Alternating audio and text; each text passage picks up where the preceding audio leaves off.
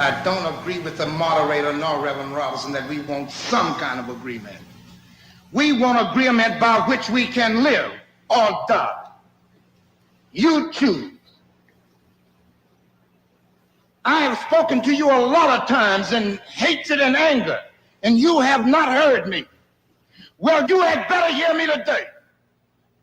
It's because you consider me a vagabond leader that I'm not to speak here. Well, you had better cut those neckties off of them black boys that you put in their district, because they don't know what's happening. And I'm from the pits of nigger hell, and I know what's happening. But why is it that black people don't own the land where they live? White people own that land. We've never been taught property values. You see, we've never been taught property values. I don't own Harlem, for example. Black people don't own Harlem. So who gives a damn whether Harlem burned down or not? How you gonna tell me to love this property that exploits me every day when the average black man in Harlem works the first Monday, Tuesday, and Wednesday for a landlord? And on Thursday, he's working for Con Edison. And on Friday, he works for himself. And he's got the day off on Saturday, and he buys him a drink of liquor. And the minute he gets drunk, then a white policeman arrests him, takes him in a white court, and takes his money for 2 other weeks.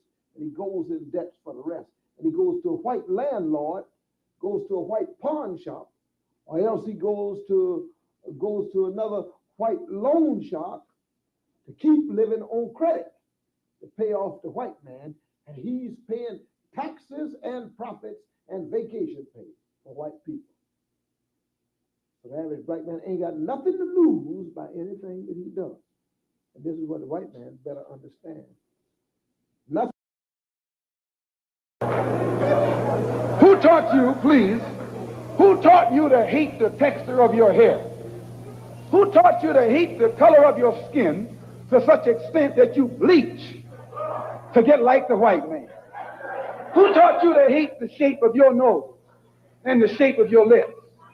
Who taught you to hate yourself from the top of your head to the soles of your feet? Who taught you to hate your own kind? Who taught you to hate the race that you belong to? So much so that you don't want to be around each other. No, before you come.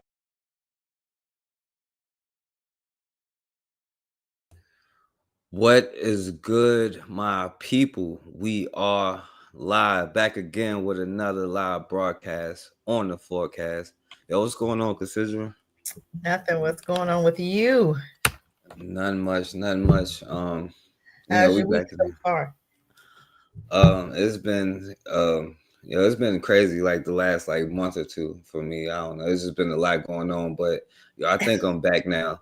I'm like, my anger is like, I'm like, I like have that anger again. Like, you know what I'm saying? Like I was not feeling it for a while, but I'm like, I'm pissed off again. Like, okay.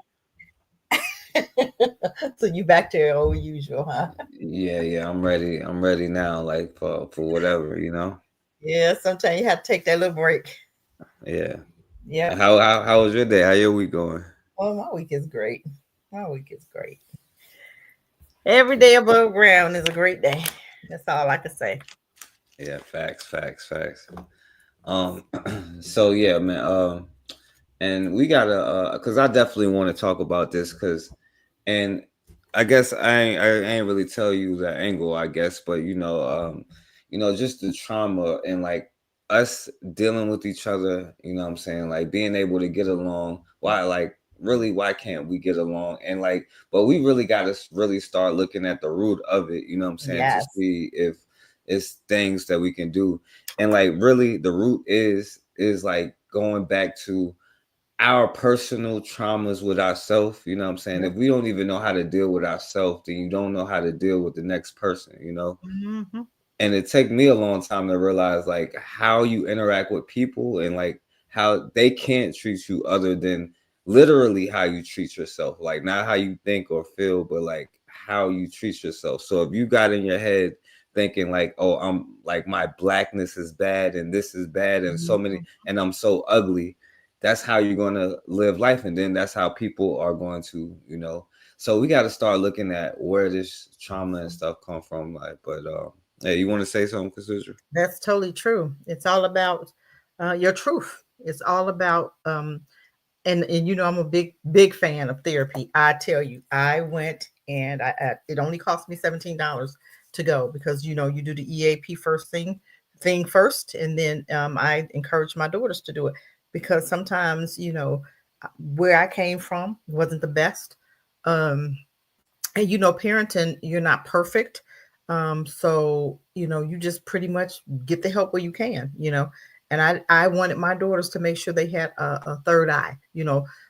I know I did what I did, my parenting and their dad and all that stuff. So I wanted them to go and get checked. You know, make sure that you're healthy. Because if you're not healthy, you can't have a healthy family. You can't have a healthy relationship. And I see a lot of men with mama issues and daddy issues because dad's not there, so they have a lot of anger with themselves, with family members, with males, with moms. It's just anger, period. And we have to really be honest about where that anger is coming from. And sometimes that stuff is generational.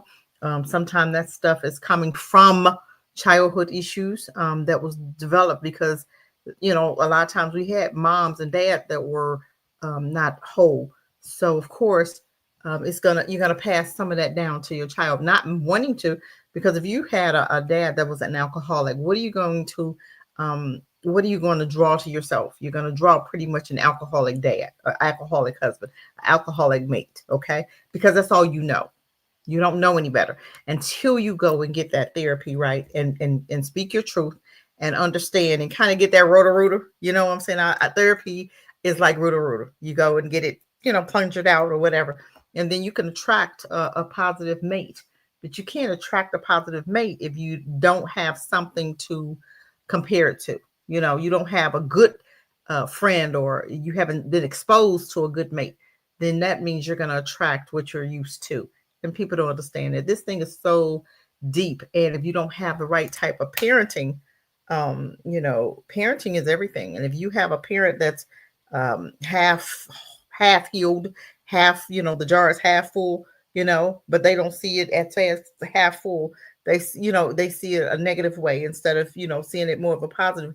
So that, that can pass down to the kids also. So it's all in what they grew up with. It's all in, you know, what was spoken over their life. It's all in how somebody spoke to them. And, you know, it's so deep. A lot of times parents don't know how to parent, especially if you're 15. How are you a positive parent, or how do you parent at 15 and you're still in the midst of being parented yourself? You know, this thing is so deep, but this is really good. This is a good topic. Yeah, facts. And then shouts out to MD2 in the building. Appreciate you, my brother. And you know, you always welcome to jump in anytime you want. But even to what you said, because by itself, yeah, that whole thing is like super important. But then we got to throw in the context of us just being here, especially us here being in America, living in the trauma every Yes. day, right? Because Oh my like God, yes. the generation before would be like, yo, this is how you do it. You know what I'm saying? You spank your child, you gotta, and that stifles their creativity, their all of that stuff. But then the generation before that, and then we go all the way back to like, you know, like beating each other, like the spankings and the telling, you know, the not showing emotions. And you got to think about it, because a lot of times they did that so that they want their child to come home safe. But Right. when you do that, you also like stifle and like block who they really are. You know what I'm saying? The person that, like, this environment is not even designed for us to be who we fully are, and we can't even communicate with ourselves, let alone with each other. You know. That's true. That's true. We don't even understand that sometimes white folk and black folk raise their children different. I remember when I was in Africa and we were, you know, upstairs, and, you know, we had gotten a second floor, right, unit. And it was this I want to say Ukraine. No, she was more like Pakistan. You got some Indians. I think she was more Indian than anything. So you got a lot of foreigners in some of these African countries, right? So this Indian woman was walking her daughter and her little boy to the bus, right, or wherever.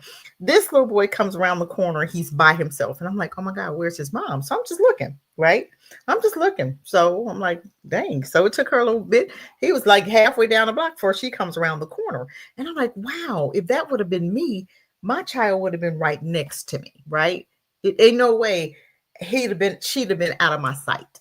I'd have been okay, and that's the difference in black parents and white parents or other color parents that don't look like us. They do their parenting totally different. You go to a bank, you see the white kid all in the floor, having just running wild all in the floor, and you look at your child and they're right there. Why? Why? What's the difference in Because how you bet not you got to get the talk when you get out the car. You bet not touch nothing. you bet not move, right? What's the difference though? Where did that come from? Where did that come from? As far as, is that I'm a better parent, or did that make me a nervous parent, or did that make me that was some passed down generational stuff, right? So from slavery, you kept them close, right? Because Exactly. you could look up and your child be sold, so you had to keep them close, so that you pass that down from one generation to the next. So when my daughters were little, because when I was little, you stayed near your mom, you didn't run off, you didn't come up, you stayed right there. If I turn my head, if I move, you move. And sometimes you grab the little, end of the mom's shirt to know that you was there. You know what I'm saying? In case she had to use her hand to look up, to touch some fabric or something. But you didn't move, right? But you see a lot of these white kids, they have no fear.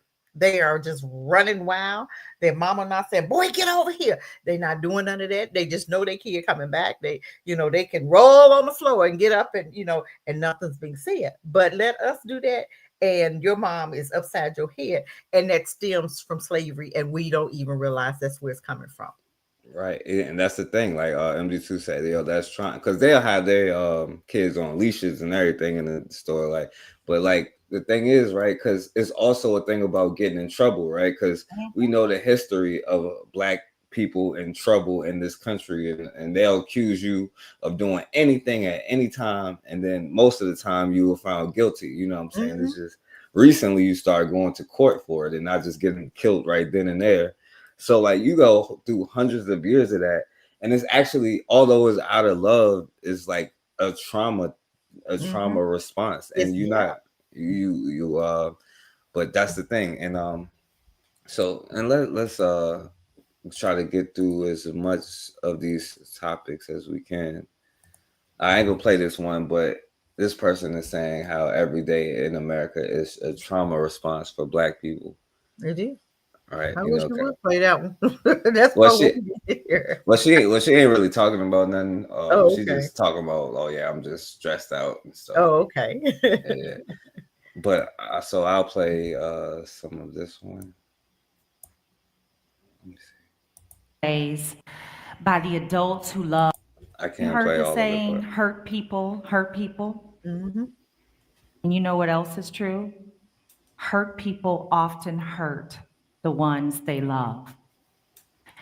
As a pediatrician, I've seen children hurt in so many different ways by the adults who love and care for them.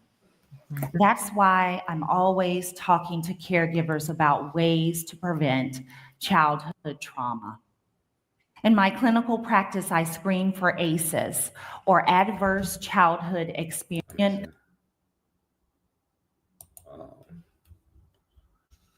Of course, they're gonna play it. They don't have no commercials when I just be like putting it on here, but community network in Central Florida to help prevent and heal our community of trauma. As a facilitator, I give workshops on ACEs, resilience, and healing. And I even dedicated a chapter in my new positive parenting book, High Five Discipline, to raising awareness about ACEs and to ensure the way parents discipline is not a source of trauma for their kids. Now, when I encounter children who experience trauma and explore their family dynamics, I often see generations of adversity. Like Brian and his little sister, Sarah, at such a young age, they had already experienced their mother battling drug addiction, being in and out of foster care, and was now living with their maternal grandmother, who had her own share of past trauma. She strongly believed that what the kids needed when they were misbehaving was old school discipline. You know, spanking, yelling, and shaming. But nothing she did improved their behavior. Brian was in elementary school and already getting into fights, labeled hyperactive and disruptive in the classroom, and Grandma said he was a terror at home. In one particular incident, he almost set the house on fire. And Sarah, she had global developmental delays and behavior problems as well. She was 5, but behaved more like a 2-year-old. Right before my eyes, she babbled, whined, and hit to communicate her frustrations. And Grandma just hit her back on the bottom, not making the connection that what Sarah truly needed was love, patience, and guidance. You see, Now, and you see like the multiple things. Like first of all, like the moms, and then the whole drug thing, right? And then you go to your grandmother who got her own trauma or don't know nothing about any of this stuff. You know what I'm saying? All she know is what she knows, and that's like spankings and you know what I'm saying, like all of that tough, big mama stuff. You know what I mean? And for him, as a young boy, you learn, well, all of these emotions I can't really express, so all of that just turns into anger. So then especially going to school and all of these environments, that turns into like the toxic troublemaker young thug boy that he was already supposed to be before he was even born. You know what I'm saying? And each one of these generations, so then when he has children and he ain't addressed his situation, you know what I'm saying, now that next generation has all of that trauma plus whatever you're adding onto it. You know what I'm saying? What you think, Cassidra? And how many times we don't actually address any trauma. We just, excuse it. For instance, back in the day, Big Mama, you go over there one Sunday, Big Mama was cussing everybody out. Then you go back the next Sunday, Big Mama was good, and you'd be like, oh, this is a good day for Big Mama. Not knowing that Big Mama was dealing with bipolarism. Big Mama was dealing with personality disorders, and Big Mama was just depressed. The Big Mama was, dealing with mental illnesses, and we never called it out. We just, excused it. We was you knew when and what to do. When Big Mama was going crazy, you went outside, or you just got to stay out of her way. Okay, girl, don't play with Big Mama. She ain't playing. You sat down and you were still, and hopefully that was a day that you didn't do nothing or say nothing to get to be, they get the help beat out you. So you just looked, you knew something was wrong with Big Mama, but it was normal. We didn't say, you just stayed out of her way when she was having one of her fits, honey. But we never checked that behavior. You never said, hey, Big Mama, maybe something's going on here. Maybe we need to have, some things checked out. Nobody said anything. She was just allowed to just be a terror sometimes when you would go over her house, right? Yeah, But like we down never sound said play. anything. You didn't say anything. Her kids couldn't say nothing. Her husband better not say nothing if she had one. Pawpaw would just, he was fine. Look at Pawpaw. He said, I ain't touching that. Pawpaw go to the yard somewhere, sit outside. And, he wasn't around Big Mama playing. He was like, I ain't going. You couldn't get Pawpaw to say nothing. Pawpaw was outside, either chewing his tobacco or having a cigarette or having a drink, because he's like, oh God, I gotta live with this, and it was never dealt with. So that's the saddest part about it. And then that's passed down behaviors, to your son, to your grandson, because you pass it down to your son because he's watching. Now he got some things going on with him, okay? Bipolar and schizophrenia and all this other stuff, right? And then guess what? That the generational, okay, the next daughter comes, she got the same thing. So it becomes normal. It's never checked. is never checked out, is never taken care of, is never, never got any help, no medication, nothing. You just ignored it and kept passing it down. And I rest with that. Yeah, and then and like as a child, like you'd be like watching, like, oh well, I guess this is how you were supposed to express yourself. This Yeah, is normal, and you don't know anything outside of that, so that's just yeah, what it is. And then yeah, you wonder why you attract people in your life, your friends, your partners, even the people that you follow and listen to. Like why you attract and follow the toxic people is the reason why you are doing that. You know what I'm saying? yeah. And you have to like actually pay attention to that and why you're doing it to figure out what it is, so that you stop. You feel me? So, and it's not going to be easy or nothing, but Hmm. at least you know. And of course, we was just talking about this about black boys and black children, but so we ain't gonna play this because it's super long. But all right, so let me play this. Okay, I'll play this too. All right. Hey, matron. Hey, shouts out to Matron in the Embrace your building. emotions, fellas. Embrace them. It's okay that you hurt. It's okay that you feel pain. It's okay that you feel discomfort and lonely. Embrace it. Right? The reason men are not good with emotions is because we always run from it or we always suppress it. We never embrace it. We never lay in the bed and wallow and say, you know what, I'm just angry today. And I'm angry. I woke up angry. And we don't embrace it. Now, I'm not saying stew in negative emotions, but feel it, embrace it, acknowledge it, and let it pass. Nothing is going to happen to you because you're angry or your feelings are hurt. Acknowledge it. Don't try to hide it with alcohol. Acknowledge it. I'm hurt. You'll laugh. Like, man, this really got me. I fucked up. Embrace it. Embrace that pain, man. This will also help you regulate your emotions better. It'll also help you become more emotionally intelligent. And see, and one thing I'll say, right, because and we aren't taught the right skills anyway, because most of our parents didn't even know the skills themselves, right? So like when you are sad, most people, well, I would say, I guess for me, I'll speak for myself, right? You used to try to get away from that feeling, like, yo, all right, let me try to not feel sad, but when you do that, you only make it worse. Like you compound it. Now you kind of make it like despair, because what you're doing is rejecting like how you really feel. You're trying to reject how you really feel instead of just letting it be. Yo, I'm pissed off right now. You should be, if you think about it, you know what I'm saying? Or you're sad right now. It's okay to feel like that, but you get to a point where you be like, okay, this is wrong. Why I shouldn't be feeling sad.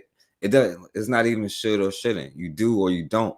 But when you do that, you only make it worse, and then you end up going into more of a depression, which turns into like an anger, and then it turns into whatever it turns into, you know what I'm saying? Whether it's violence to yourself or neglecting yourself, or you know what I'm saying, being weak, or it's just not healthy. But what you think about that, Cassidra? You're right. A lot of men don't even know how to embrace or acknowledge pain or feel fear or emotions. They don't know what to do with that because they was never taught. Back in the day, if you cried, you little punk, shut up. What you doing? You was a punk. Little boys didn't cry. What you doing crying? That was the worst thing when our little boys, when they fell, get up, boy, you all right, get on up. What you crying for? Stop being a punk, right? That's what was, they was never allowed to acknowledge that pain. Yeah, I fell, I hurt my knee, that's why I'm crying. What you talking about? You fall, you hit your knee, ladies, we hit something, we cry. That thing hurts, right? But we didn't allow our kids, we didn't allow our boys to cry. They cried. You had a boy, what you crying for? What's wrong with you? You better man up, and then you punch him in the chest. You know what I'm saying? They didn't know what to do with those emotions. They didn't know, and then as far as communication, boy, you better shut up. And that's what men do. They shut up. They don't talk. They don't know how to, have that conversation. They don't know how to break the ice. They don't know how to express how they really feel it. That's why they don't. Because back in the day, our little boys, they didn't talk about, feelings and, Man, you know what, Mom, I'm having a rough day today. What you talking about? I have a rough day every day, and I just Right. handle it. That's what they were told. They couldn't even feel those feelings. They didn't even know what those feelings were. They didn't even know what to do with those feelings. You know, Right. and when they did, they was called, "You a punk, you a fag, man, you a sissy." Remember that? Yeah, Right. yeah. We that's abuse. Why is he a sissy? Because he hurt his knee when he fell. So Right. he's crying about that knee that probably really pain. That fall was something else. But Mhm. you can't even let that cry out. You ain't even supposed to say nothing. You supposed to fall, hurt that knee, and shut the hell up and keep moving. And get on Yeah. up and do it again. So yeah, this goes way back. But we can fix it.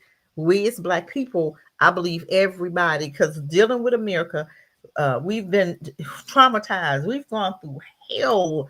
I mean, our men especially have gone through every single minute, every single day, every single second. Our men go through hell in this country. Either you're not getting a job, or if you get a job, they looking at you twice.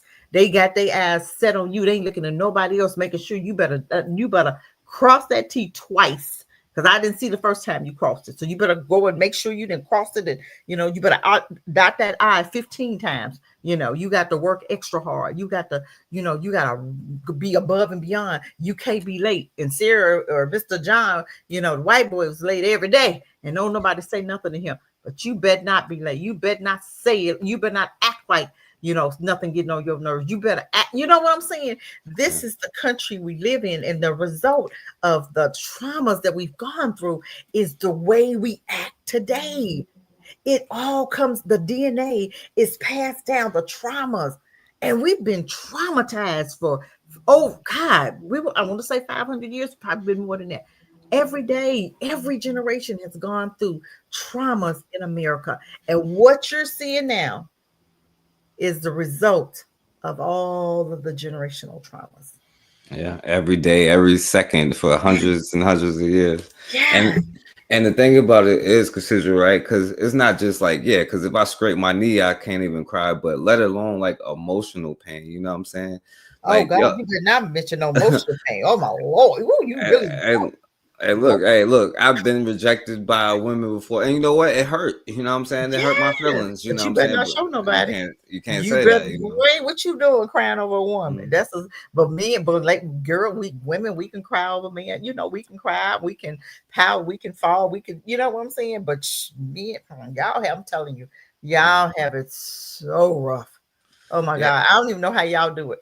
I And don't. then cause like yo, I was talking to my boy, you know, and I probably shouldn't even say it, but like his father just passed away. Like he went to his funeral like this Saturday. And I was talking to him about it. He was like, and even the way he expressed it was more healthy, you know what I'm saying? Cause he had like a good father. He was like, yo, I've never even been this long without talking to my dad my whole life, you know what I'm saying? And he could tell me like, Wow. listen, like this is the hardest day I ever had, you know what I'm saying? I ain't gonna Wow. lie, I broke down and I was like boo-hoo Mhm. crying, you know what I'm saying? Yeah. And I'm like, yeah, I listen. And he felt bad doing that. Probably felt bad for doing that. He probably Mhm. felt ashamed even crying at his dad's funeral. How many men don't even cry at funerals? How many? They hold their head down and they holding it in. No, grief is grief. You have to Right, let that stuff go, because that affects other parts of your body if you don't let it, if you don't release it. But how right, many men sit there and dad died, mom died, and not one tear? That's not healthy. right. It's not. We have to correct that. We have to do something about that. Yeah, yeah, I mean, yeah, I cried with my grandmother at my grandmother's funeral. Like, I thought my dad was gonna die like probably like 2 or 3 years ago. He got in a bad accident, and we didn't Mhm. know if he was gonna make it through. Yeah, I was Yeah, crying then. Like, I ain't gonna lie, like, yeah. Did you feel but weird crying then? no, I was just too worried about Yeah, it to even think about it. yeah, yeah. But sometimes you cry and you feel weird about doing that. You Mhm. kind of had it, and you just, you act like you got your little shades on and you getting down. You know what I'm saying? But I'm telling you, it's just so sad at how we as Black people have just, it's just a lot. It's a lot. I mean, we just, I don't know. It's just sad though when you really look at it, how much pain and trauma and hurt that we have gone through in this country. Yeah. Facts. Facts. And it's not stopping. It's and still going through, even on some of these jobs. I've seen on TikTok this one man. I mean, I've seen a few men breaking down. One guy who had it. He was just done at the job. Came to the car, broke down, and then he said, "I got to go back in here and take some more." I'm like, "Shit, I'm not doing it, honey. If it's that bad, I got to come to my car. You can keep that job, honey, because I guarantee you, I'm not working nowhere where I got to come to my car and cry every day. I'm not doing that. That's too much on your body. This life is hard enough.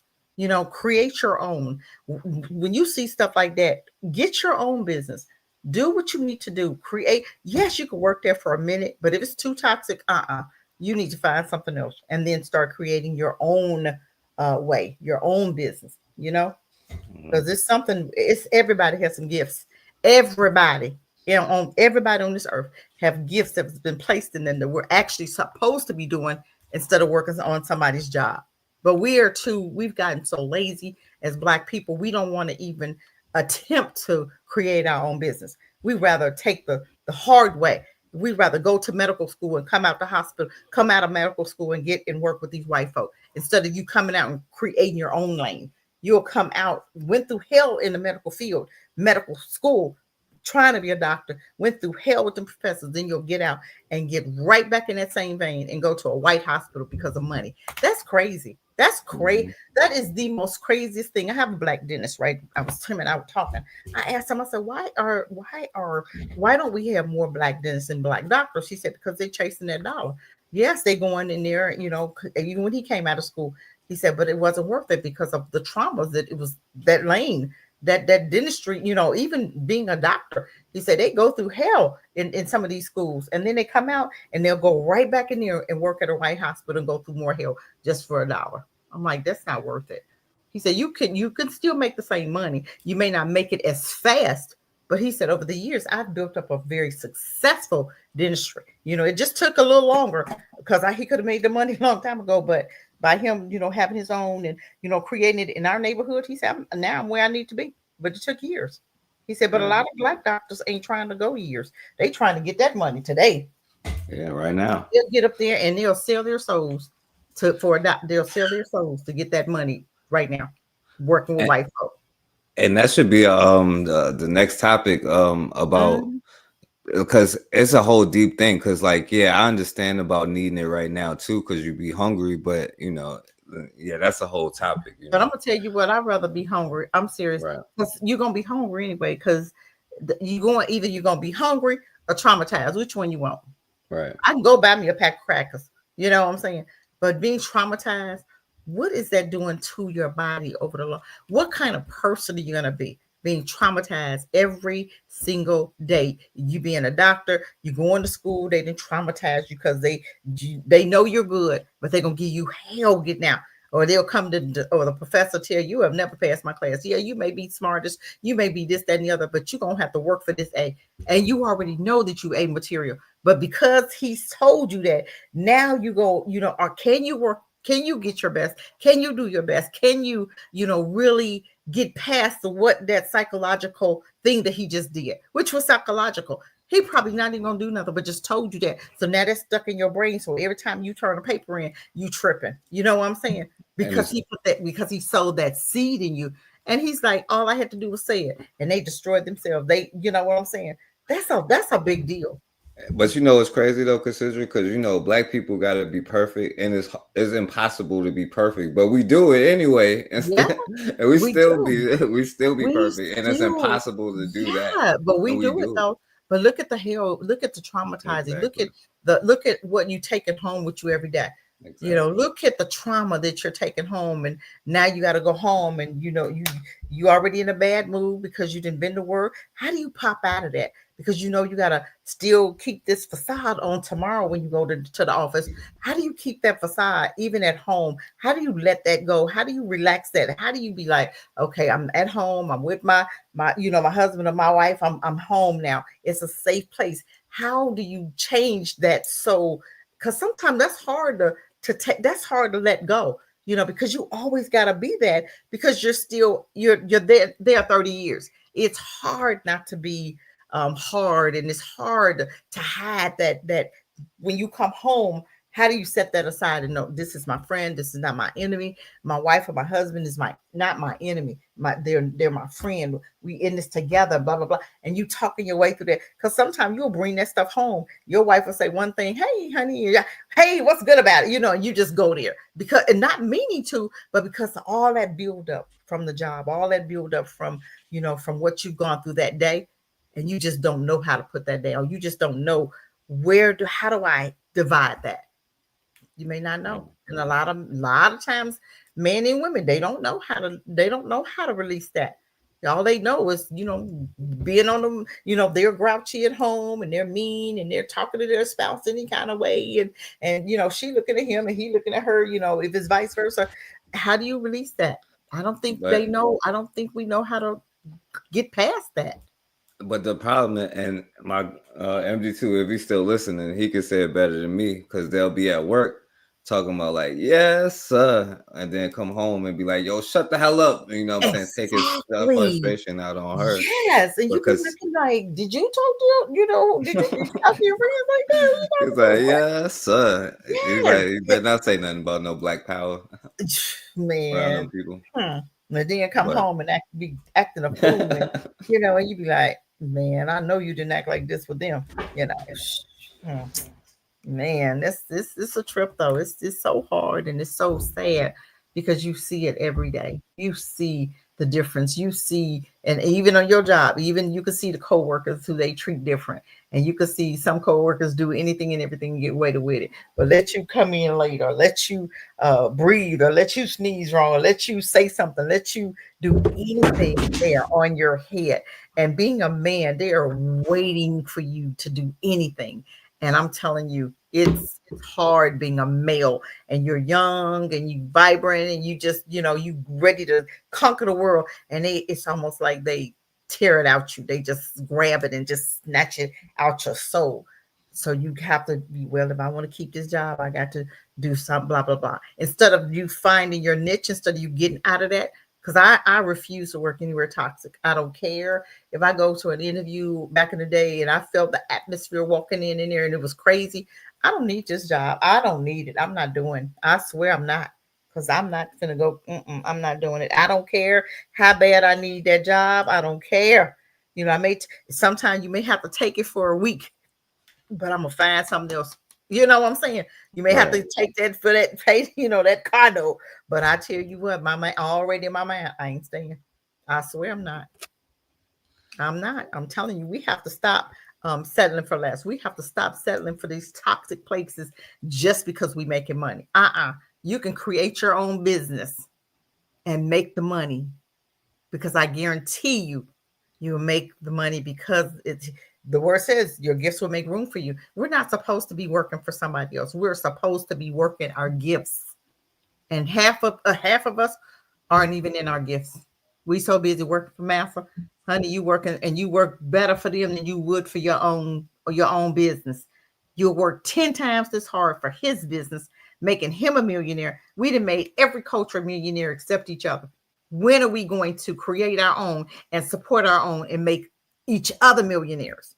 Because as much money as we spend, ain't nowhere in the world them Chinese should be millionaires. I went past Afghanistan. I'm thinking Afghanistan, Pakistan, they all the same to me. Went past the house, $3 million house. And I'm looking at that. I'm like, how in the heck did he get that house? What is it that he does? You know what I'm saying? And I'm looking, I guarantee you he's in his own business, and we have made him rich. I guarantee you it. I'll rest with that.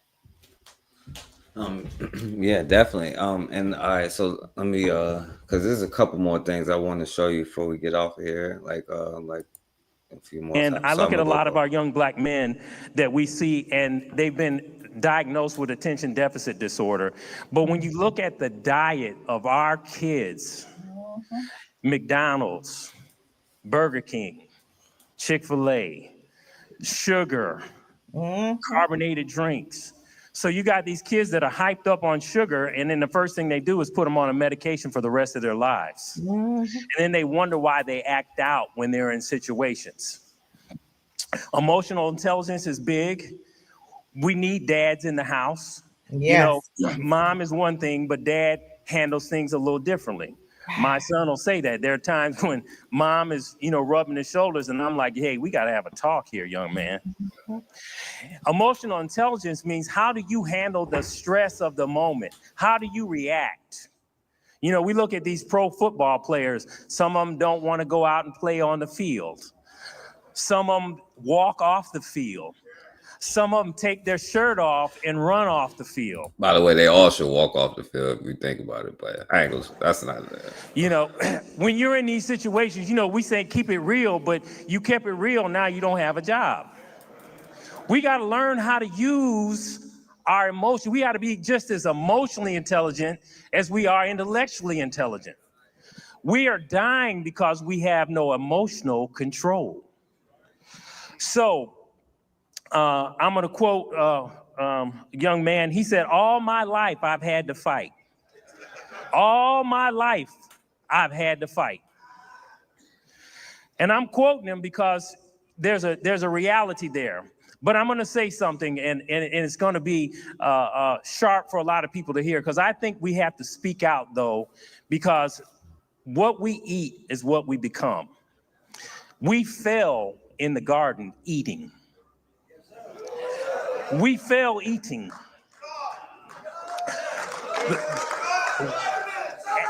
What are you eating? What are you eating? What's going in your ear gate? What's going in your eye gate? It ain't just food. You listen to what I have 3 in college right now. When I go in, and don't get me wrong, everybody says when you get older, you act like everything was different. But the music today is misogynistic. All right. I just play this one. People in a home, if you and your wife both have a low emotional IQ, if you and your wife both have a low emotional IQ, y'all going to argue over everything because nobody says, I am not going to emote over this. I'm not going to deal with this with feelings. I'm going to use reason and intelligence. That's what the man is supposed to do.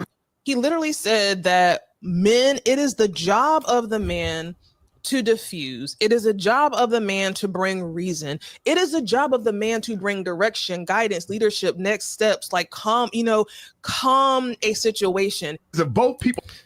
So, and you agree with that, Cassidra? God, just depending on if he learned, who taught him. How do you learn something if nobody taught you? How do you learn that if your dad wasn't there? He's speaking. I understand I love Dr. Umar. I do. The snow buddies never, I love that, right? But I want him to go deeper, because if you have never had a dad and you always been around your mom, you're going to be emotional. You know why? Because that's all you see. So you're going to be emotional just like her. Or if you see a little boy always around his dad, always around his mom, and never what example? You're gonna act like your mom because you're taking on her characteristics. Now, if you had a man there, and then I look at me and they say, "Oh, you raise these boys. Look how y'all women raise these boys." Okay, where were you to raise your son? Where were you? How much time did you spend with him? How much time? Yes, you're not with her, but you still have a son there. Did you go and get him every weekend? Give her a break. Let me teach you how to throw this ball. Let me teach you what a man's job is. Let me teach you how to be a husband. Let me teach you you can't teach him how to be a husband if you're not one, but let me teach you how to be a man. How many times, how many weekends did you go and pick him up? So you telling me that woman did a bad job, but you weren't even there. So whose fault is it really? Both. Both. It's not just hers. And that bothers me when I hear men say that. Well, this was your son. You raised him. No, that was our son. We should have raised him. So when you ain't got nothing to say if you weren't there, just shush. She did the best she could, right?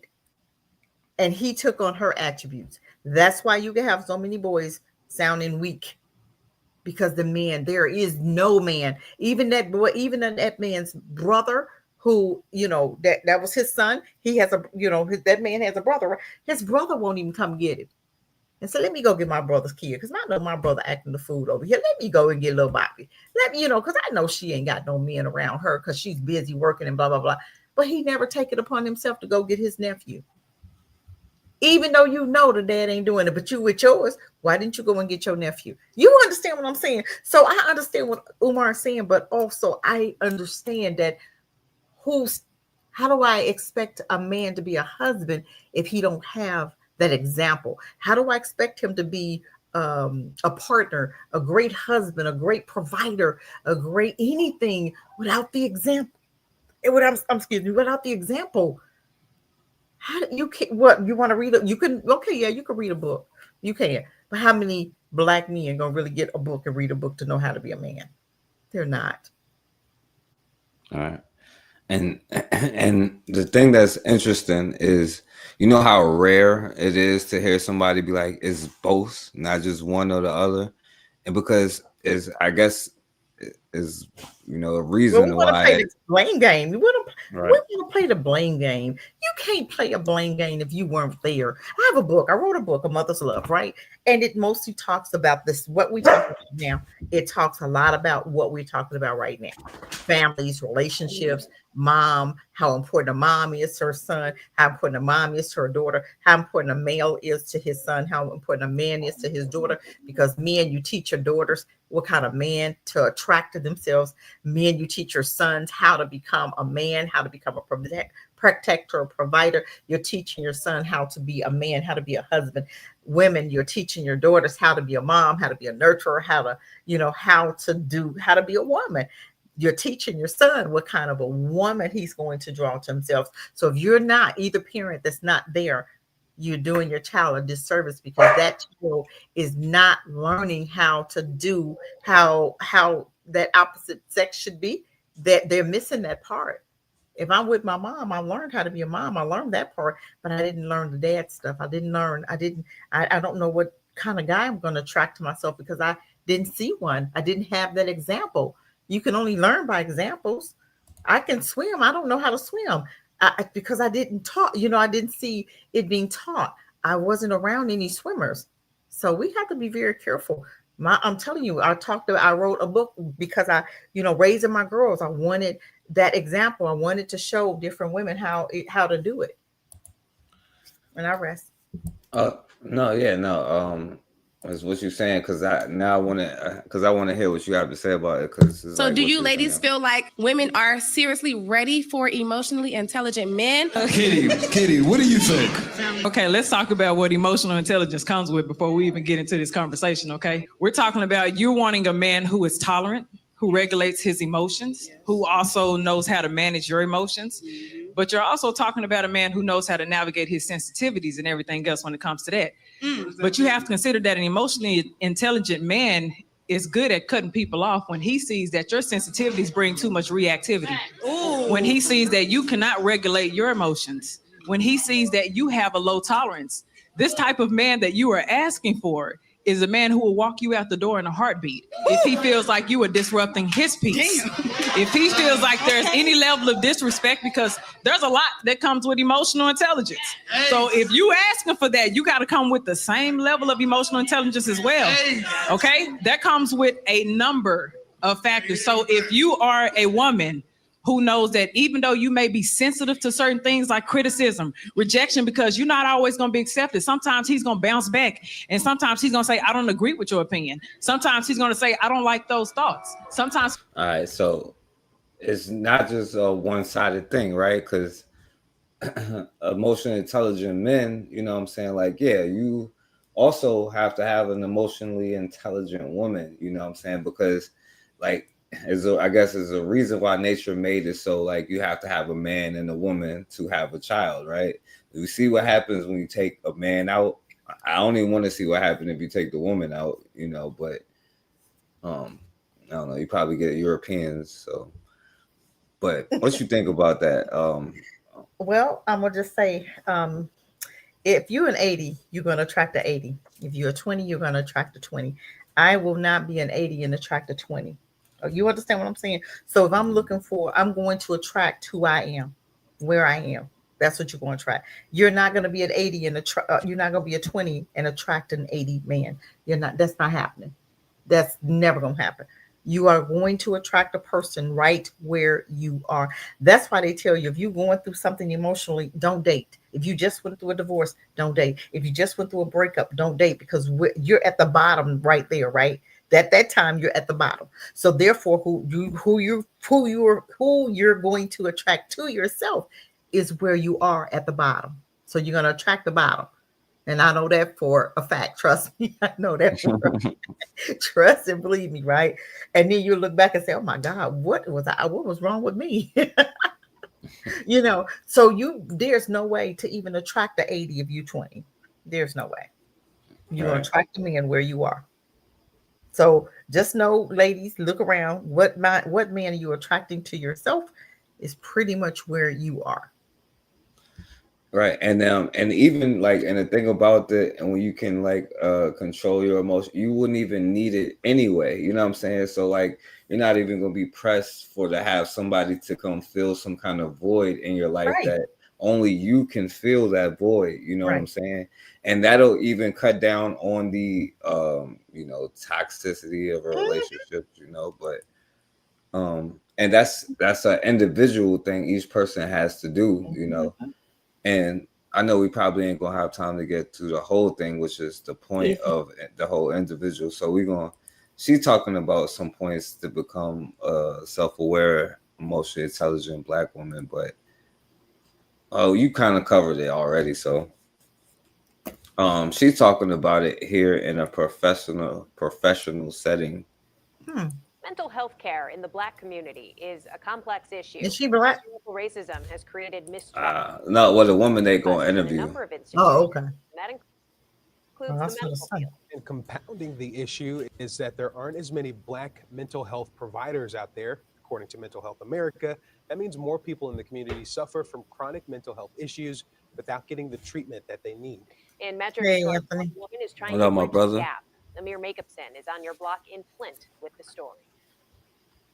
We spend so much time trying to build a career, we forget to build ourselves. Transitioning to the C-suite wasn't easy for Cecilia Rutherford. One of the things going into the C-suite, I was angry. I was angry at showing up, not feeling appreciated. It's a lonely place, and especially for African-American women, you don't get to look across the boardroom or any room and see people that look like you. Her concern? How she was being perceived by her non-Black colleagues. Because we worked so hard, you fought in school, you fought to get the grades, you fought to get the job. So when you get up there, it's just like, all I know how to do is fight. Well, at some levels, you fight yourself right out the door. That fight within is called emotional intelligence. Emotional intelligence is being able to have an emotion in the moment and name it, validate it, ask yourself, what do I want to do with this emotion? Kathy Mott is a leader. Not a damn thing with all these crackers around. That's what she's trying to say. That's the You point. know what? That's what she's trying to say. I'm like, man, this is so true right here. Oh my God.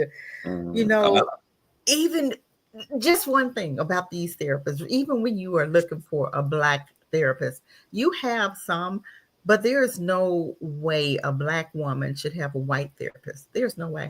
They have no idea what you go through, none whatsoever. They can only therapy their own, because I cannot tell you what a strawberry tastes like if I've never tried one. I don't even know what it is to be a white woman. I couldn't even therapy a white child. You understand what I'm saying? So I think only a Black woman or a Black man can therapy a Black woman or a Black man. I don't think white folk can therapy anybody but their own. But I see so many Black people with white therapists, and I'm like, what kind of information are they giving you? Probably making you feel worse than, because they don't even understand Black people, our emotions. They're not emotional like we are. So we come across them very as angry Black women, and I've heard, white guys or, supervisors say, oh, a black woman is they use a word. It's just not angry. They use a word that I hate to hear it because I know what they're saying because I know what you're saying. That's a white supremacy word to me. I can't even think of the word right now, but they're like ghetto or something. no, it's they're trying to be professional with it, but oh my God, I'll get it. Go ahead, I'll get it. It's gonna come to me because I'm like, ugh, I hate that word when they do it, and they play that game all the time. You know, they don't say you're a strong black woman, but they say you're very not emotional, but you're very Come on, chat. Independent. Oh, independent. Well, it's not really independent because they want to say that you're angry, but they don't call that word out. They say you're very oh my God, high energy. It's not even that. It's relating to that. I'm gonna think of it. Go ahead. I'm gonna think of it in a minute. Oh my God, it's gonna drive me bananas. All right. Chip coach. She helps people evaluate their emotional intelligence through a workbook and an app called My Journey Within. Hello, and welcome to my moment to explore them is very valuable, but people don't know they can have choices. What do I want to do with this emotion? Correctly identify. Yeah, I want to smack this white bitch in her face. That's what I want to do. All right. So, and then this was, I guess I'll just play a little because I'm gonna go to the next part so we can hurry mother up. wound is fucking you up. Welcome, our niece. Welcome back. In healing, that you are doing what you are supposed to be doing. All right. So, y'all know we talk about the black mother wound, right? Of course. And I have always said that, you know, most black women have a black mother wound. I have said that. That has been conservative. My hypothesis is that every black woman has a black mother wound. And I will clarify that by saying I have never met, come into contact with, engaged with, or known a black woman who did not have a mother wound. Period. I mean, even period. Okay. And this is important because for many women, including the ones listening or watching this today, there is still this misunderstanding of what the mother wound is. And I'm like, oh, I must need to talk about this more. I say something once and I think, oh, y'all got it. No. Y'all are still thinking the mother wound only applies to a daughter who has a difficult relationship with her mother. The work I do focuses on the women who have a difficult, challenging, painful, toxic relationship with their mother, right? And then they know that it exists, right? It is a non-healthy relationship, and they know it. Then there are a couple other groups of mothers and daughters. There's the relationship between a daughter and her mother where she doesn't even know that the relationship isn't healthy. She's like, oh, my mother is the greatest. She's the best. We have a great relationship. She loves me. She's done so many things for me. All of those things can be true. And there can still be unhealthy aspects of that relationship which rob you of your autonomy. Remember, the mother wound is about the lack of autonomy. Okay. And the game that we've really been fed is that for a lot of women, they don't want autonomy. Because autonomy means accountability, autonomy means responsibility, autonomy means doing the hard work. And who wants to do that shit if somebody else would do it for me? If my mother will think for me, if my mother will figure it out, if I don't have to worry about being wrong. All right, so this is hella long, right? Because then she started going to generational stuff and then like racism and But Oh man, I need you to send me that. That's really good right there. yeah, But this she's one I right. got. She's right though. But it's not just black girls. It's white girls, black girls, peach girl. It's all across the board. Because I meet white girls with issues with their moms. I meet Mexican girls with issues with their mom. I literally meet them every day. Okay, so it's not just a black girl, but she don't. And sometimes you don't have anything. That's all you hang out with, so you don't know. But if Yeah. you deal with different types of cultures, they all we all have issues. Everybody on this earth, just like you can say the black men and the black boys with their dads, same Right. thing, same thing. So it's not just it's a male on male and it's a female on female, no matter what, across the board. Yeah. Peach, gray, orange, yellow, all of them have that same issue. So Yeah, and I would say for her, I think she just only focuses on she's just right. just for black women type of Okay. thing. But yeah, but no, yeah, you're right. All it's not just us, but they set up a specific culture that makes it extra crazy on us because we don't even fit into their culture anyway, and we Oh trying to God, take it. no kind of way. But guess what? Sometimes if you can't relate it to something and you can't pinpoint it, and you think you just like black folk will say, are we the only ones that can't get along with each other? That's not true. No cultures get along with each other, none. But they want to make you think that it's just black folk. Oh, white folk hate each other too. They hate each other, but guess what? They'll come together to get you. The Mexicans, they have an issue with each other now. Look at these Mexicans on Mexicans, right? But they'll come together to come to to harass you, to get you fired. Oh, they know how to come together to come against you. Oh, they know that. But they hate each other. They hate each other too. Please. I don't know. That was funny. It was it ain't just everybody hate each other. Everybody. I don't know. It do. The Mexicans, look at how the Mexicans treat the ones that wasn't coming here legally. They harassed them. They talk crap, cash mess about them, right? They was talking about them. You come here and you ain't legal and you came across the border and you ain't got the blah, blah, blah. They talk bad about them. Go back home where you came up. They were saying that. And I'm like, you said, yes, they did. Because they said, we came here right. We came here correct. We spent the money. We spent the time. We spent 10 years before we got our green card. You come across that border today. They mad. Facts, So that's across the board. Ain't just no black on black, honey. It's white on girl. Shoot. That's across the board, baby. Yeah, and all right. So let me all right, because we almost today. Every young black male needs to be physically inclined and military minded, and this is part of the military mind. The soldiers are out there. Today, every young black male needs to be physically inclined and military minded. All right, so let me see, because is getting to the mindset of because now that we have more information, right? So we have to get to a point of being able to resolve. And I just picked a random brother here. Yeah, maybe y'all seen him. I haven't before, but as being able to have conflict resolution, knowing all of this stuff that we talked about and why we so traumatized. I went live this morning because I want to express this sentiment. We as black men got to learn how to talk to each other better. We have to. A lot of the problems and conflict that occurs in the hood happens because we don't know how to talk to each other as men. For real. Every time I notice it, growing up in the hoods of Chicago, because I'm from the south side of Chicago. Yeah, we should start and skip now. Yeah. All right.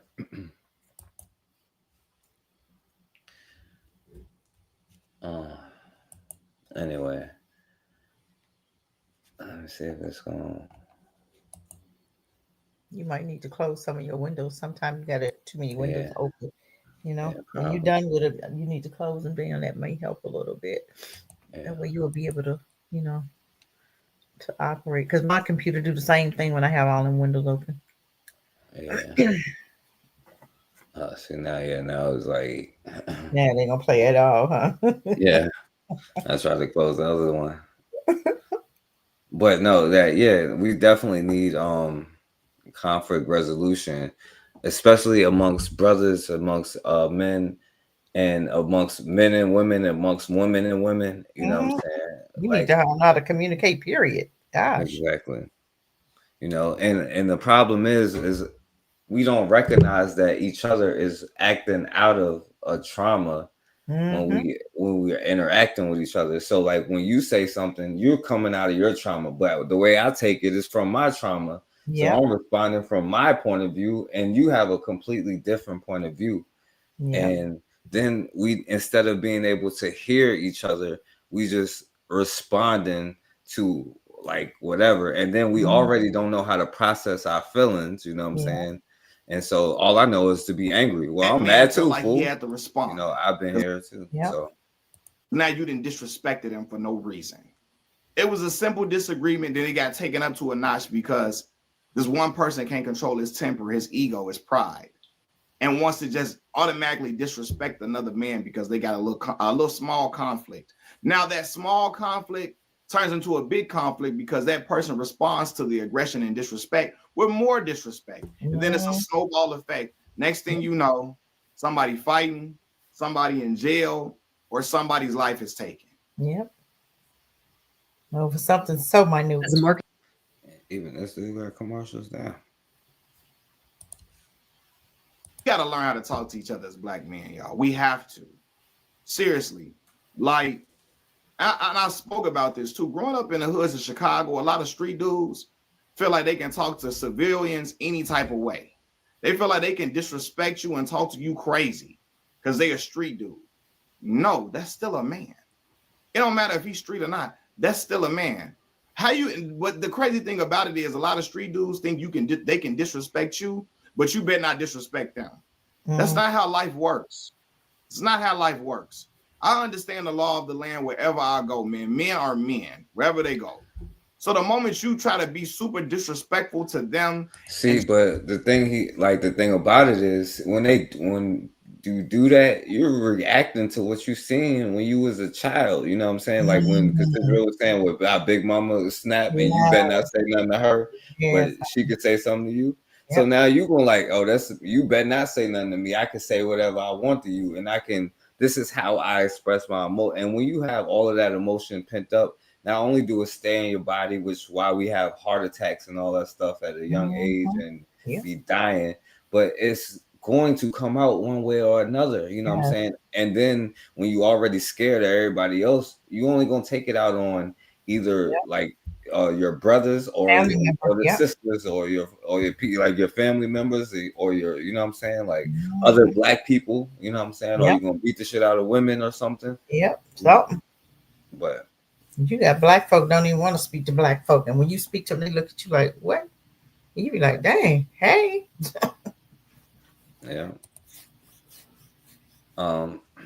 And so let me see. I hear this a lot, particularly with black men. Boys don't cry. Suck it up. Get over it. And so black men have learned to suppress their emotions. They grew up learning to suppress it. Don't feel it. And what I say, if you don't feel it, you can't heal it. And so now these black men are grown, and the only emotion they really know is anger, because nobody ever taught them how to manage the other emotions. I hear this a lot, particularly with.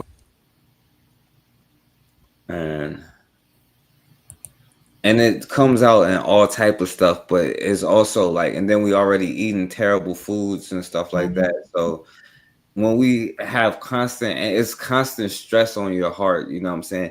And listen, it's okay to be angry. You're supposed to be angry, you know what I'm saying? If you are aware of anything and you're not mad, then something is probably wrong with you. I'm pissed off that I got to pay taxes. They take my damn tax money. You should be mad about that. You know, we're paying tribute to these fools, you know what I'm saying, to be their slaves. But y'all don't even want to think that y'all slaves, you know what I'm saying? Because it hurts your pride, you know what I'm saying? But it's not even about pride or not, it's about the reality of the situation, you know what I'm saying? And all of that stuff is like, it comes out into toxic behaviors where you don't even stand up for yourself where you're supposed to. So therefore you take that toxic energy and put it into a negative direction where you hurt somebody else, or you hurt somebody that you do love that's you're not supposed to be hurting, and you turn that hatred, that gun that's supposed to be pointed outward, you pointed inward, and you Mhm. hurt each other. You know what I'm saying? You hurt yourself and each other. You know, and then just black men being black men, we know how demonized that it is. You know what I'm saying? A black man expressing himself and standing up for himself historically in America has gotten you killed for real. And like I heard when black men be like, "Oh, Malcolm X," like I would never do that because they killed Malcolm X. Well, like that means you're a coward then, you know what I'm That's saying? right.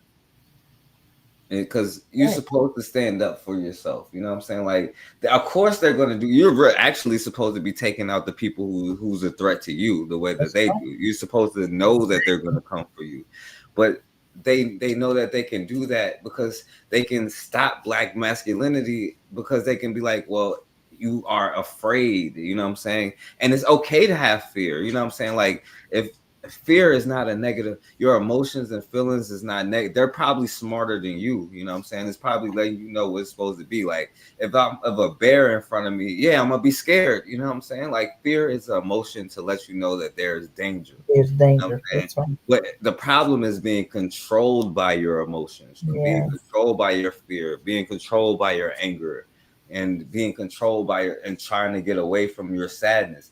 I am sad that about how I am angry that we aren't taught how to actually have normal relationships, that we aren't taught finance, Yes. we taught how to. I'm pissed off about that. You know what I'm saying? Yeah.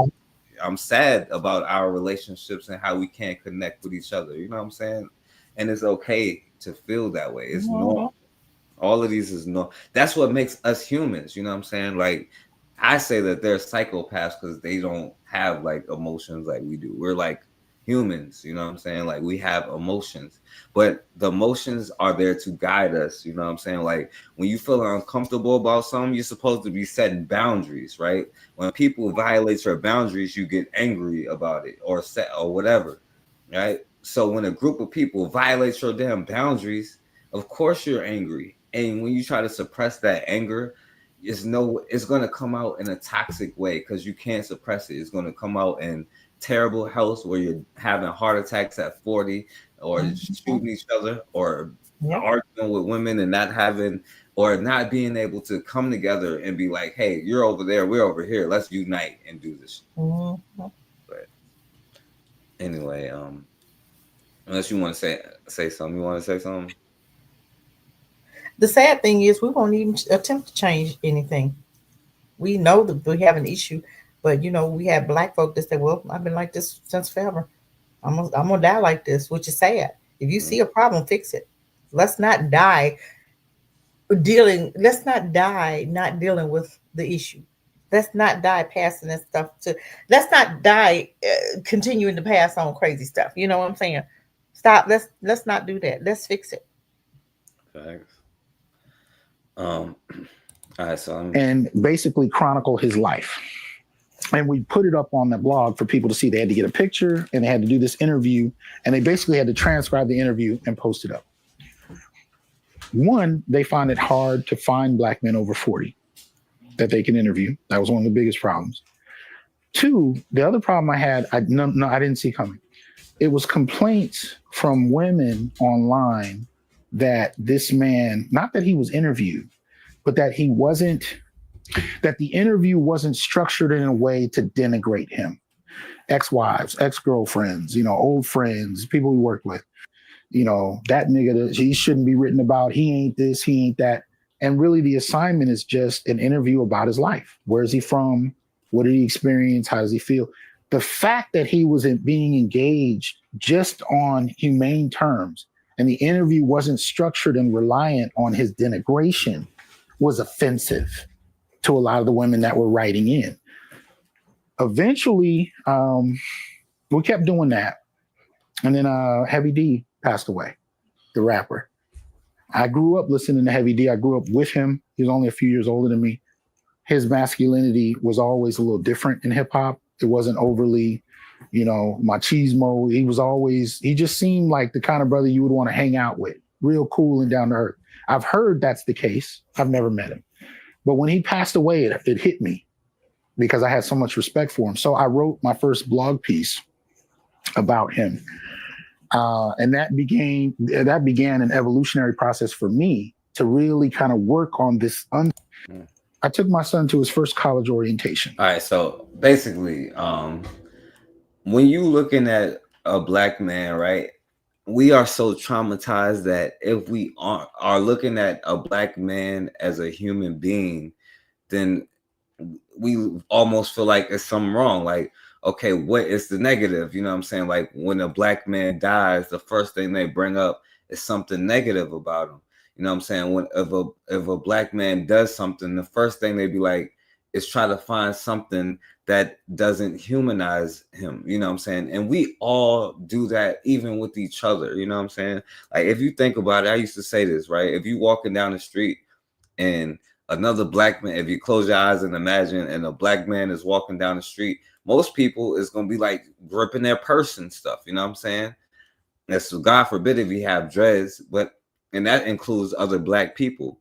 But the truth is, if a group of white boys walking past you, that's when you should be gripping your purse. You know what I'm saying? But we don't even look at each other because we look at each other through the eyes of Europeans, of America, and we don't even humanize each other. You know what I'm saying? So like when we look at a black man or another brother, like we're not even looking at another human being like us. You know what I'm saying? We looking at it as just like them, just another N-word for real, you know? But I don't know if you got something to say about that. We're looking at each other the way they have taught us to. We're not human. We don't see each other as human. If we don't have something negative to say about each other, we're not doing our job. We've taken the job that they've taught you how, Willie Lynch, okay, PTSD, all this stuff. And now we portray that on each other. We don't portray it on them. As you know, Master was a good master. Master, our house, we's houses burning. You know what I'm saying? We don't look at it like that. We look at to each other the way they taught you how, because the way they treat you.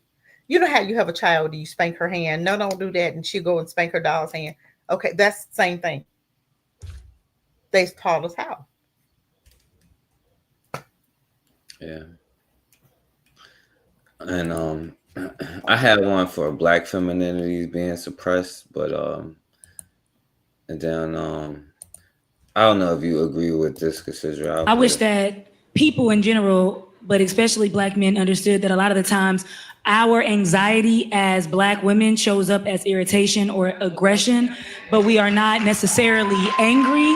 We never really get that pass to be like, you know, you hear about white women tears, but when a black woman cries, she's looking for sympathy. When a black woman is irritated or has an anxiety or is overwhelmed or is overstimulated, she's with an attitude. When a black woman needs help, she doesn't get help. So when we go out and get the help that we need to get, then we're too masculine and we shouldn't have done it anyway. We need to depend on the same men that say that we're not desirable. So I wish we, as a culture, dived more into the mental health. What you think about that, Cassidra? Man, that word aggressive, that's the word. Aggressive. Word. Yeah. My God, that is a white supremacy word. And that's what black women are always, you know, by white folk. They say, oh, she was so aggressive. And you look at, well, what do you mean aggressive? You know, describe that. What does that mean to you? Because we could be looking at the same thing, the same situation, and they'll describe it totally different. Totally different. And just like what she said, I totally agree. You know, this is how our men have been taught to look at black women and vice versa. We don't think our men can do anything for us. You know, we think, you know, what white folk you have to come back to us being taught. Who taught you? Who taught you? Who taught you? Malcolm. We're not honest with ourselves. They have been teaching our children for the last 70 years, and look at the education. Look around you. They don't even date. They don't even want, even in middle school, they don't want to date black little girls. You know what I'm saying? Me and my granddaughter was talking about this the other day, and she said, "Grandma, they don't even want to date black. You know, so we don't have no choice. You know, blah blah blah." And I'm like, "No, you have a choice. You always have a choice." You know, there are some black young men that still like black women. Don't let them convince you of that. I said they've convinced black folk of this. that we don't want each other. But we do. There's still more black men marrying black women. But everything you see on TV, you look at them with a white woman. So they have you convinced because they need your sperm, they need your birth, womb, ladies, okay, to reproduce because they're not reproducing. So what we have to do is we're gonna screw them brain, their brains. We're gonna brainwash them to believe that the white woman is the best woman on earth. And you need a baby by a white woman. You got to convince you. You have black folks say, "Oh, I just want my baby to be light skinned with good hair and black and blue eyes." What? What are you describing? That's not a black baby. You'll hear that. But this is the hate that we feel. This is the hate that they've taught us. This is the hate that we feel with each other. So I understand what she was saying totally. I get it. Yeah. Definitely. And the last thing before we end on something positive is because this is ultimately everything we're talking about is probably why, but why can't black people, unify and build economic power, especially today, especially since we've been getting educated by other people, in our communities. In our communities. And it was like I was saying, we have people opening businesses up in our communities. Instead of us opening our own businesses in our own communities, we got other people of other races building businesses up in our communities. That's a problem. The hair care industry, the black hair care industry, is a multi-billion-dollar industry. Yes. Yep. Not multi-million-dollar. It's a multi-billion-dollar industry. Now, out of all the billions of dollars that this black hair care industry makes, particularly selling, mainly selling wigs and hair pieces. Out of that percentage of billions of dollars, how much of that percentage is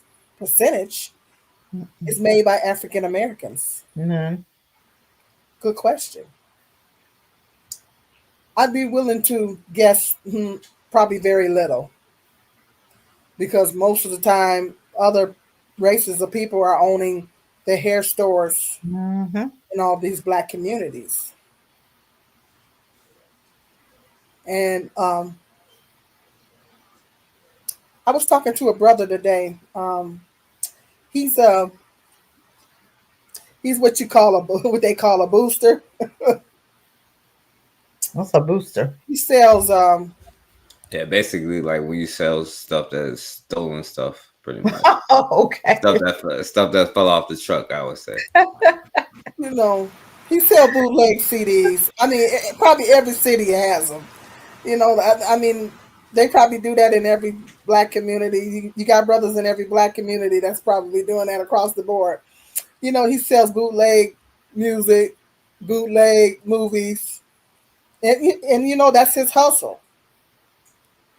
I'm not gonna say his name, obviously, but that's his hustle. That's what he does. Because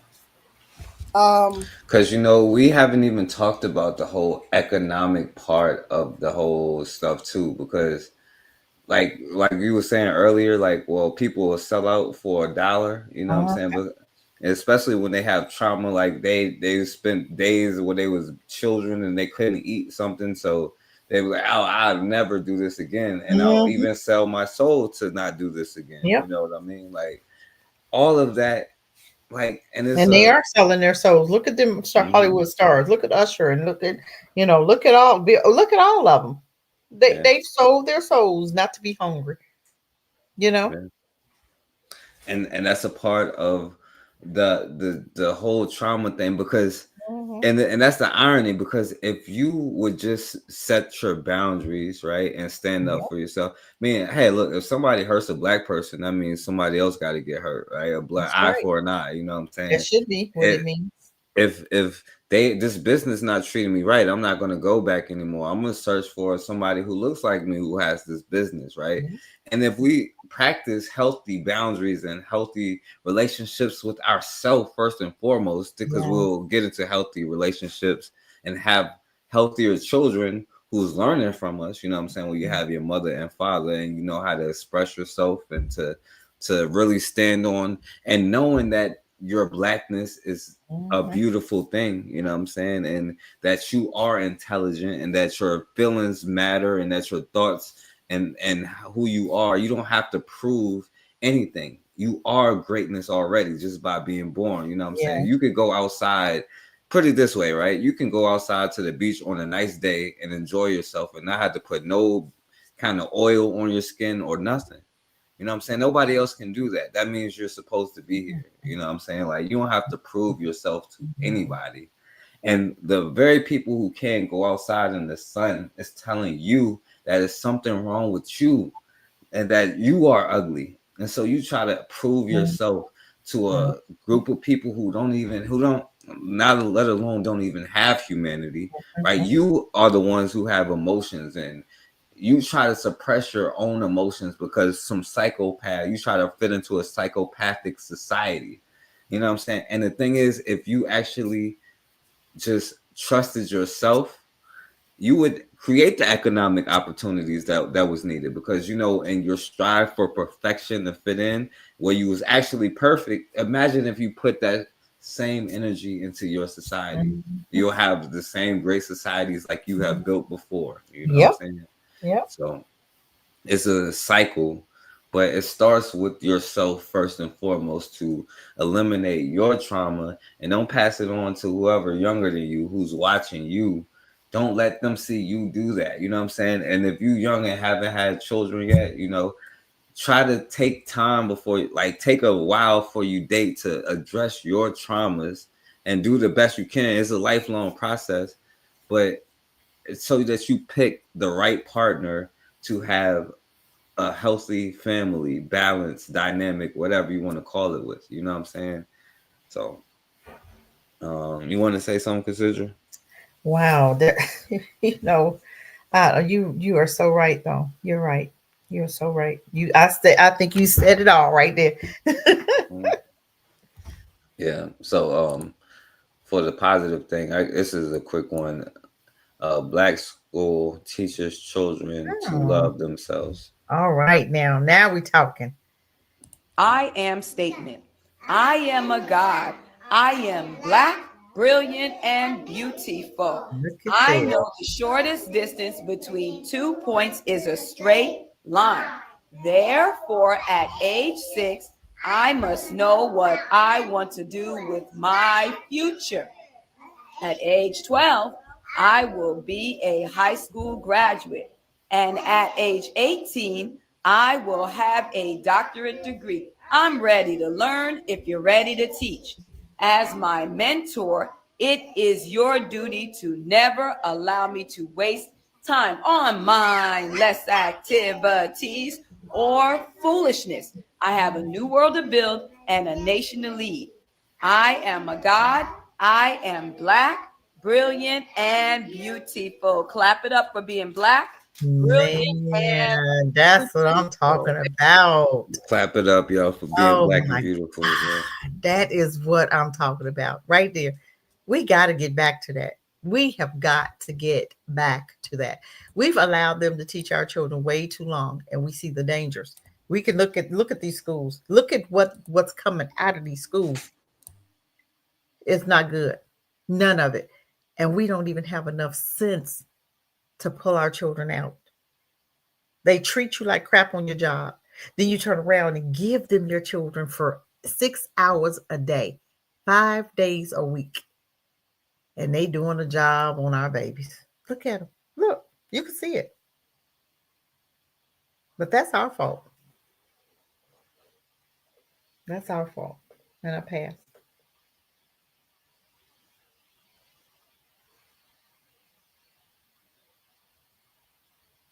Oh, my bad. I was on mute.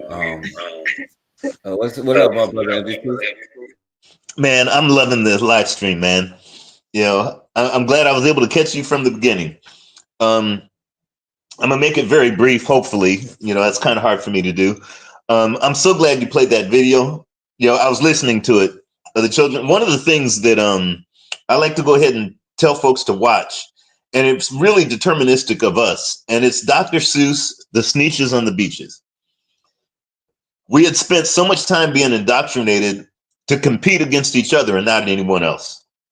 And that's very important. Every other race on this planet or ethnic group or whatever is taught to compete outside of their ethnic group. Africans, we compete against one another, whether it's social media, whether it's, here's a good case in point. Just look at those prisons. Those prisons are filled with ego and emotion of individuals that were trying to compete with each other to the point where they either, that they ended up in certain situations that they're not going to be, free for like 20 years. So the thing is if you ever watch that Sneetches on the Beaches, an individual can come up and tell you to use them as that frame of reference, and you see the Sneetches competing against each other, trying not to be who they are. And that's something that's happened to us many times.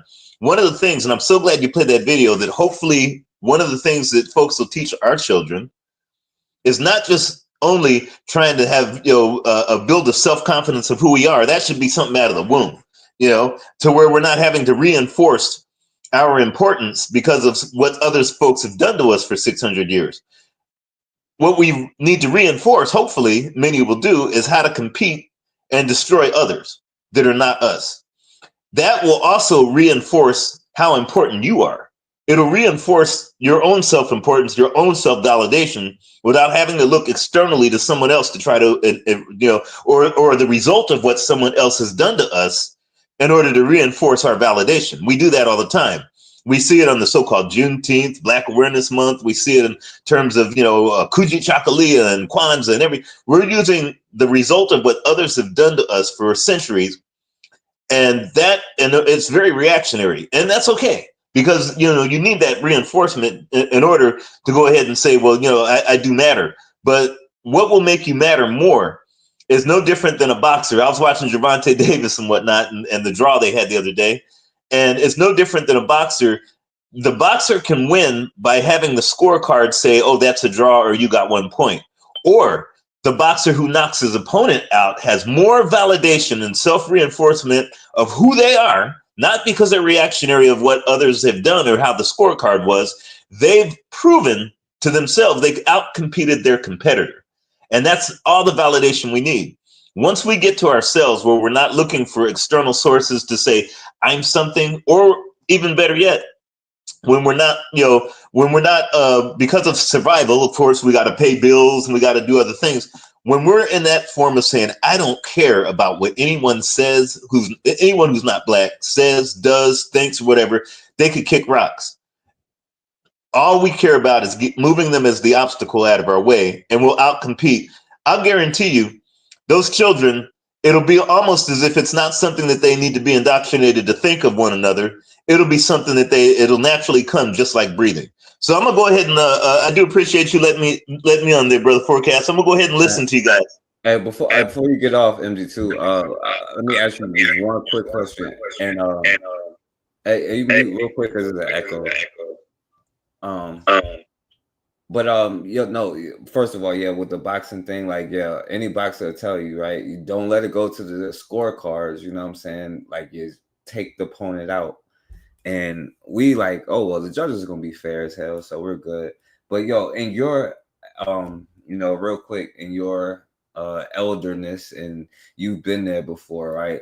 And just the drawing the line of trauma from childhood and how things affect you, to also protecting your child and discipline and all of this stuff. Like, I don't know a good way to put the question, but like, what is a good balance, I guess, between like letting your child be them and exploring who they are, you know what I'm saying? So they get that creativity to create the thing that that the world needs, and discipline for them to follow a certain structure, and also not to get hurt within the society right now. Like, what line would you say is a good line, I would say for myself, it wouldn't be a balance of one or the other. First off, there are no limits to what a child can do. In other words, tell them they can fly, they could walk through walls, they could teleport, they could reach the moon. There is no limit to whatever they want to think, because that's one thing my mom and dad did for me,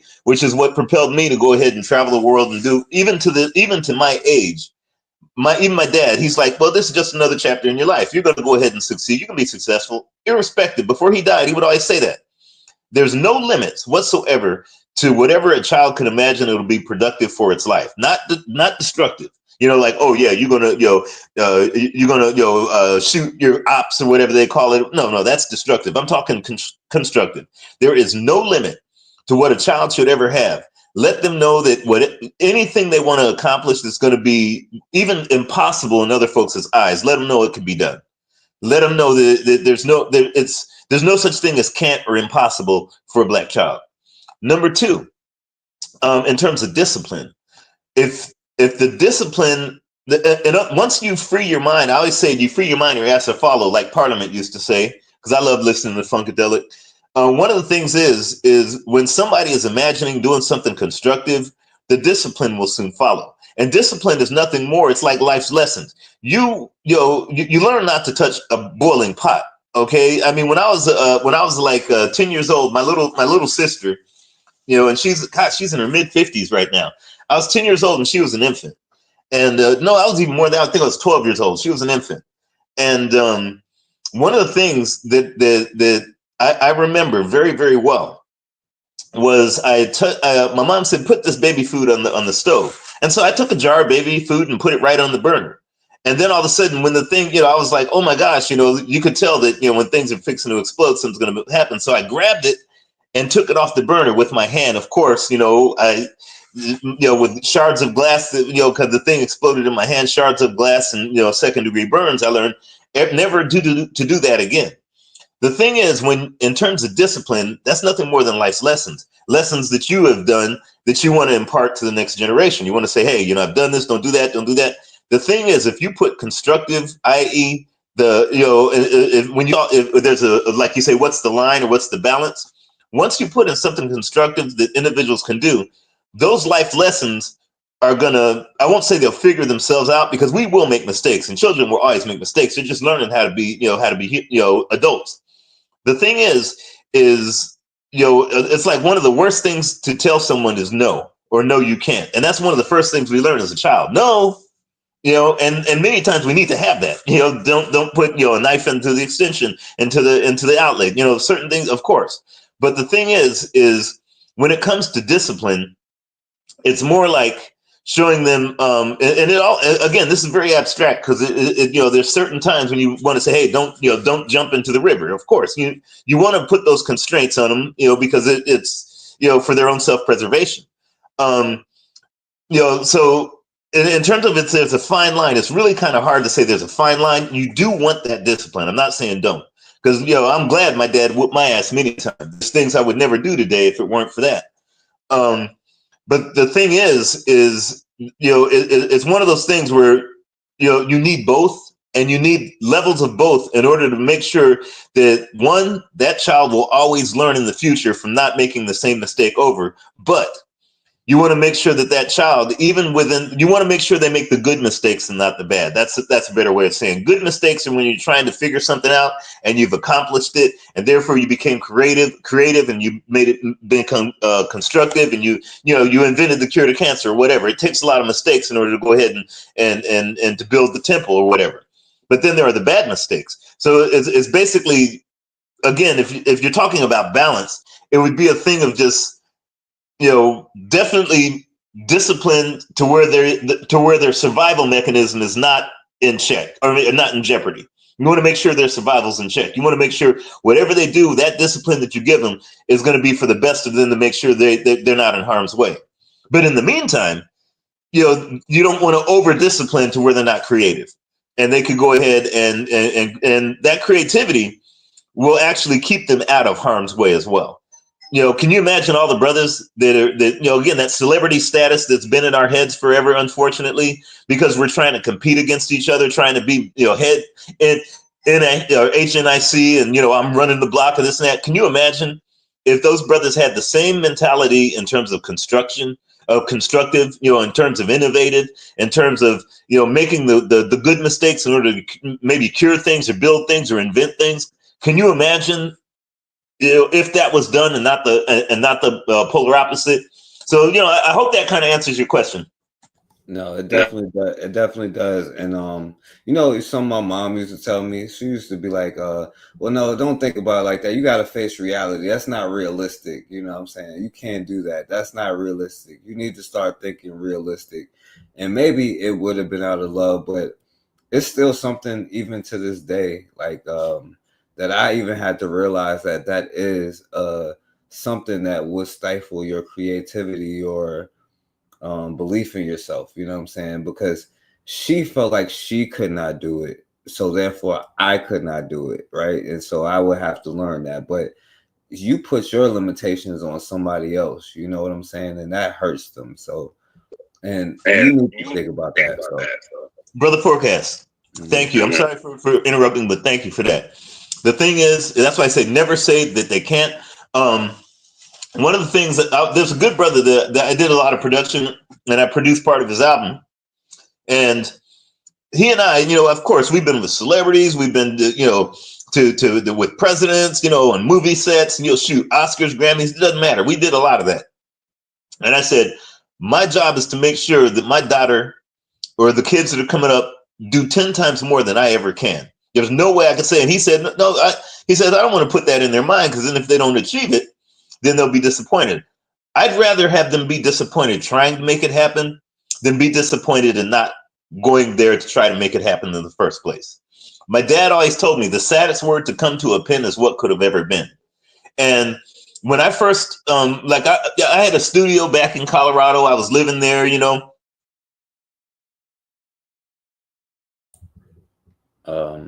MD2 fell off. I'm pretty sure he's gonna come right back. He fell off. But yeah, that's the thing. Like, yeah, when he was saying like disappointment, you need that disappointment to have growth in life. That's what I mean. You have to be disappointed, sad, and it's okay. You know what I'm saying? Don't tell your children stop crying. Like, it's okay. If he's crying, you have to let him embrace that, a part of him, But yeah, I don't. All right, so yeah, there go MB2. All right, yeah, there you go. When I was in Colorado, I was like the head guy, had a studio, everything was rolling, things were, I was like, and the thing was, I was in, of course, at the time in a very disastrous, folks would call it marriage, I would call it, a concentration camp. But the thing is, my dad told me, he says, look, son, you're killing yourself. I was like in my mid-20s. And I had like ulcers and I had, high blood pressure and arthritis from the jaw from gritting my teeth, because he knew I was ready for greater things. This is way before I started going on tour and started, I was just like the head kid on the head guy in the block in the city, recording folks, the studio was out, the whole 9 yards. But I was, my dad says, look, son, the saddest thing to come to a pen is what could have ever been. He says, if you don't go out there and at least shoot for the moon, even if you don't shoot for the sun, you might get the moon. Even if you don't get the moon, at least you'll get the clouds. But get out there and do it. He called it a nigga's divorce. Hat and coat and leave. Get out there and conquer the world. And the thing is a lot of times parents will say, well, that's not realistic, like you said, because it wasn't realistic for them. And therefore they don't want you hurt. But in that process, they don't want that disappointment. But the thing is, had I not left and did what I did to go and conquer the world, to try to go ahead and say, I'm going to make a legacy for my kid or whoever else, I'm going to do whatever it is to go ahead. And the things that I've seen and encountered and done in the last maybe 40 years is 10 times more than anyone could ever imagine. That would have never happened. But my parents, my dad, definitely, my mom did too. My mom was definitely like, son, just go out and do it. Don't stop until it's done. She gave me this thing a few years ago, my birthday, says, never give up. Because she knew my eyes were going bad, and she knows that I'm working on probably something more groundbreaking than the world has ever seen. And she knows, hey, folks have told you you can't do it, but I know you. I know you'll get it done. My dad used to say that. I know you'll get it done. Whenever folks, and this is coming from a lot of black folks because of the pain and the things we've gone through for centuries, in terms of, like, for instance, can you imagine Nat Turner's mother or father at the time saying, or his grandparents or something saying, don't do that, don't have that, because you know what they're going to do to you. Can you imagine if, Jean-Jacques Dessalines or anyone else, well, you know what they're going to, and it's not even just a parental thing. It's even your peers might tell you, oh man, you can't do that. You know that, because they can't, because they don't want to. My thing, especially when it comes to children, is tell them, I don't care what is it. Whoever makes it impossible, that means you'll get it done. Whoever says you can't or shouldn't, that means you, just out of spite, in order for you to reach the stars, get it done. And that's why I always tell folks about innovating and inventing the whole 9 yards. Brother Forecast, I'm hard on black folk.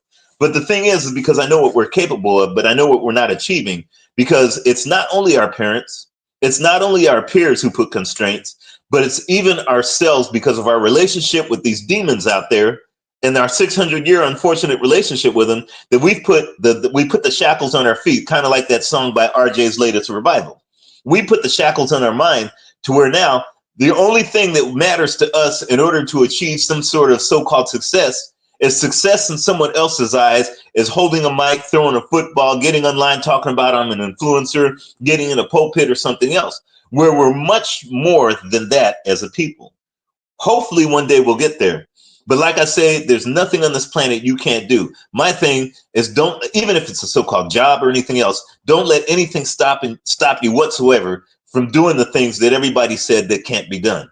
I'll go ahead and leave it at that there, Brother Forecast. No, yeah, I appreciate that. And I appreciate you for coming on, and, I just want to say, like, and that is the difference. Like, your parents is encouraging you where you can do anything. It took me almost like 20 years and I still struggle with it, what I'm saying, to believe that I could do anything, what I'm saying? And it took me a long time to realize that was not even my trauma to begin with.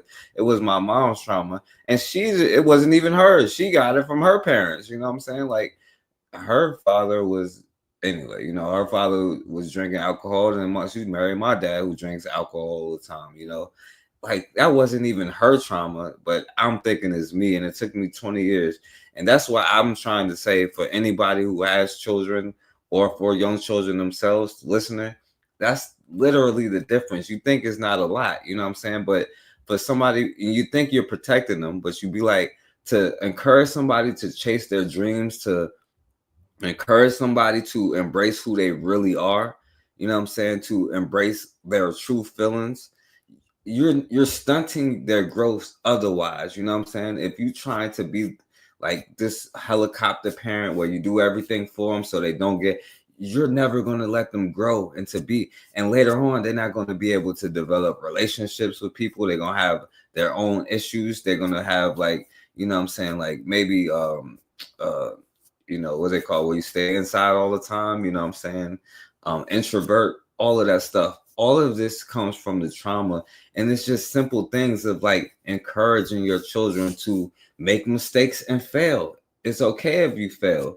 Some parents be like, I don't want you to go through the heartbreak of any failure. As a young man, to get your passage for right away, you're gonna have to get your heart broke. You're gonna have to learn how to walk away from a woman that you don't want to walk away from.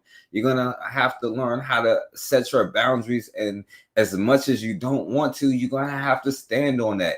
And your interactions with each person and with other people shows you who you are and what you need to work on. You know what I'm saying? So it's just hella trauma. So, but Cassidra, what you to wrap up everything, what you got to say? I hear what you guys are saying, and I think encouragement is everything. I wouldn't allow my kids to say what they couldn't do until you try. I didn't allow them to say what they didn't like until you try it. You had to try everything. Just don't limit yourself. And that was the thing in my house. Don't, if you want to try it, let's try it. As long as it was legal and wasn't going to hurt them. You understand what I'm saying? Don't be afraid to try. I didn't raise them up on fear. I think that's fear.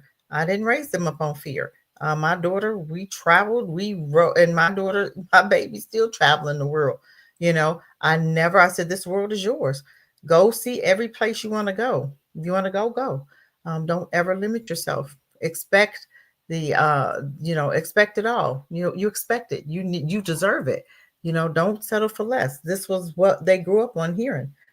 So and a lot of folks, when I was talking about my girls doing college and stuff, and I had a girlfriend, and she would say, well, all kids are not college material. And that was so foreign to my kids, because they'd never heard that.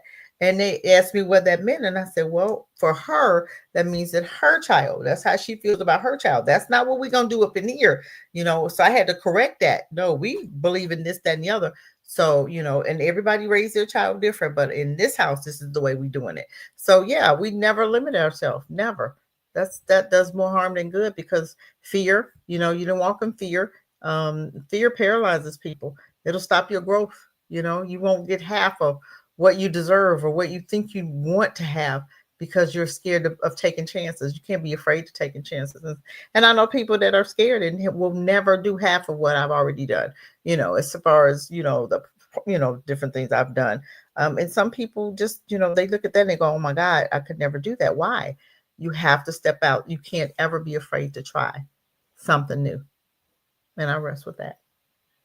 Yeah, all facts. And that's what it is fear. And think about this. You can never have what you're supposed to have if you never be who you're supposed to be, So, and I'm gonna let this brother have my last words here. Who taught you, please? Who taught you to hate the texture of your hair? Who taught you to hate the color of your skin to such extent that you bleach to get like the white man?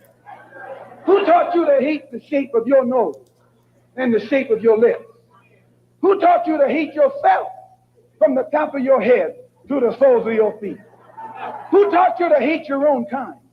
Who taught you to hate the race that you belong to? So much so that you don't want to be around each other. No, before you come in. All right, so now the next question we're gonna ask is, who is going to teach us to love ourselves? So that's going to be the next Malcolm, the next generation. Who is going to be the one that taught us to love ourselves? So I appreciate you coming on, MD2. Shouts out to my brother MD2. Shouts out to Anthony in the building. Shouts out to Matron. Y'all subscribe to Matron and her readings, and she definitely dropping knowledge, and she's talking about the pain and of all the stuff of slavery, where a lot of the stuff generates from. So, and of course, Cassidra, shouts out to you. I appreciate you for keeping me focused in all of this. So, and your time.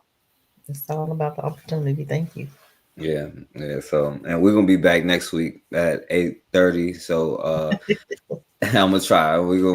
That's the plan anyway. So, as always, man, we have got to start standing for something, or we're gonna keep falling for anything. Peace, family.